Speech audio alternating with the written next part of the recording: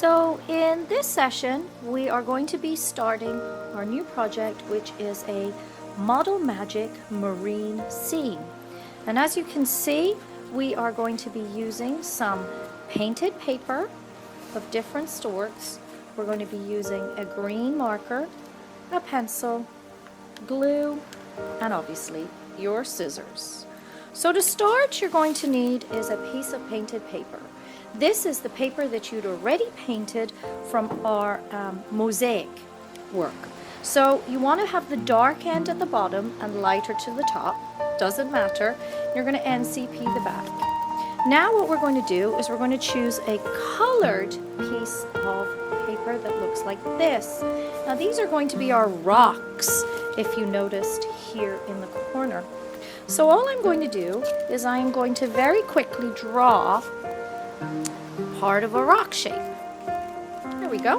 I'm going to cut it out. Now because it has a right-angled corner, I can just put it straight up to the corner of my paper. I'm going to glue it down.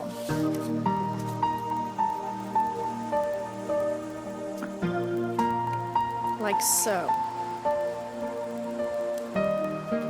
If I wanted to, I can take my other piece of paper and maybe I could turn it this way to make a taller part. I might want to trim off the edges up here to make it more round. Here we go. Put some glue on there. I'm going to stick it down because it's a right angle, right on that corner. That's great. So now I have the sense of something in front and something behind. Now I want to create possibly seaweed. Now I have two choices. If there is some green paper already available, you can use that, or you can use the blue paper and we can color it.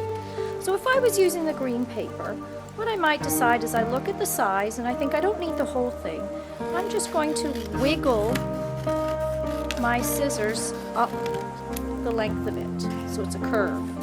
Now I'm going to do the same on the other side, and I'm not trying to be very careful with this. I'm just going to cut it.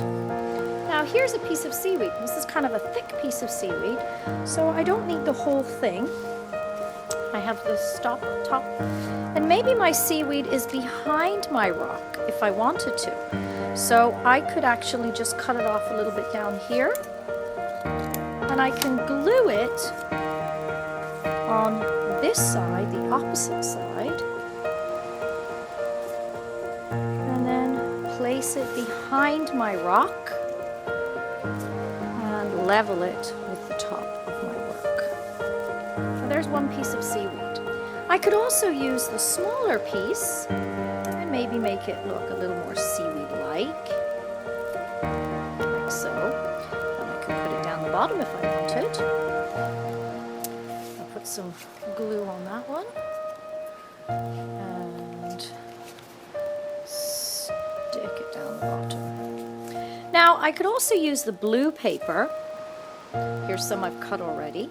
And if I wanted to, I could actually add some of the green marker to it to change its color. So I'm just going to color in some of the blue. It gives a different color of green, which will contrast against my other green that I already have. And most seaweed has like a blue-green color anyway.